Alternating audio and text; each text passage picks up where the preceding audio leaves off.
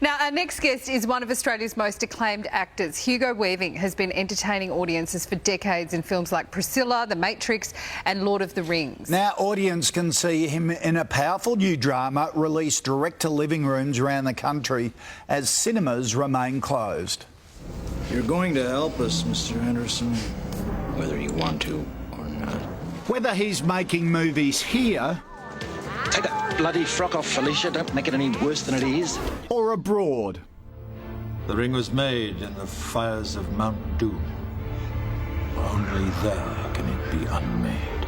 Hugo Weaving delivers memorable performances every single time. Disdaining fortune with his brandished steel, which smoked with bloody execution. Finger me, pal.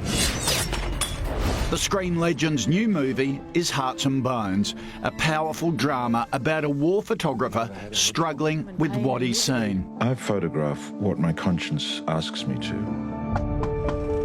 Daniel Fisher, you have been to my country of South Sudan. I have formed a community choir. My friend, we can help you.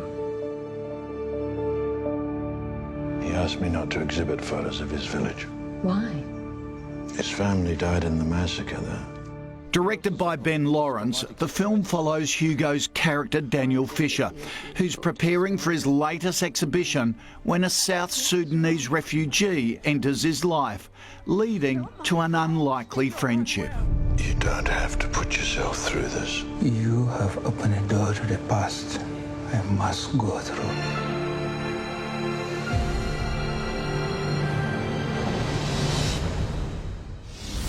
And Hugo Weaving joins us now. Good to see you again. And congratulations on the movie. Critics are raving about Hearts and Bones. You always pick great roles in great movies. Why did you pick this one?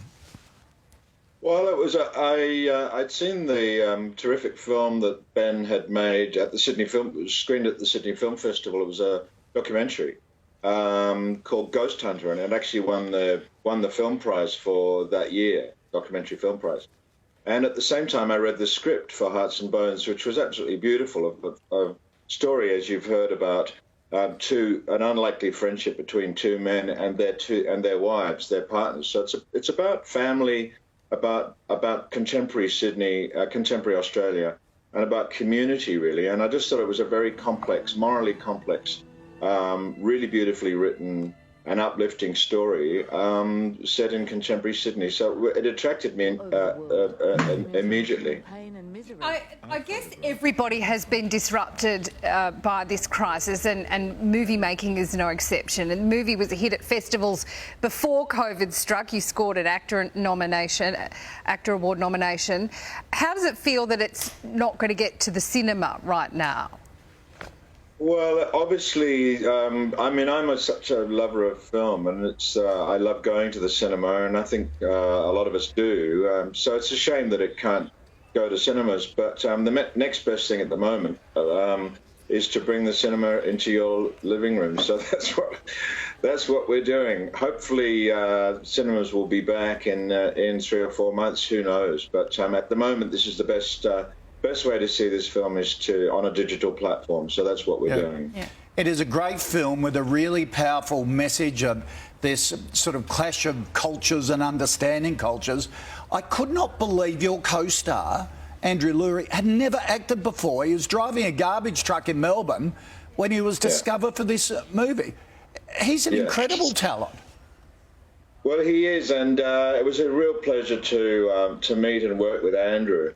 Many of the cast, actually, there's a lot of music there's a community choir, a lot of music. Many of the cast hadn't acted before, and working with Andrew was a huge treat for me. Great pleasure. We had to find a space where we could both exist, non-actor and an actor, but we're just a couple of human beings in this situation. It has a very true sense to it, this film, and he's a beautiful director, and he managed to, very calm man, Ben Lawrence, very, very well prepared and very flexible. And he's managed to fashion the most exquisite film from just human beings, really. So whether I'm an actor or not, or whether Andrew is or not, is in a funny way neither here nor there. We're actually just two people who are going on a journey. Yeah, it's a fascinating story.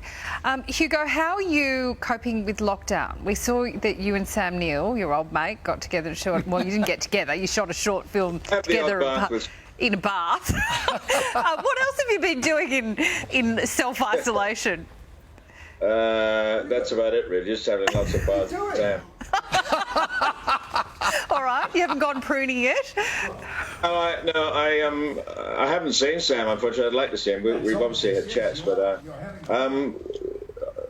I have I've been growing vegetables, actually. I'm cooking, reading a lot, reading scripts, working, but mostly just being with my family. And to be honest, I'm actually loving it. I feel very privileged and blessed to be in a position where I can be with family, and I can plant vegetables and plant trees. So I kind of love it. Yeah. Despite the hideousness that's going on around the world, I feel very, very lucky. Yeah, beautiful part of the world there in Dungog. Hugo Weaving, thanks for joining us. Congratulations on the movie.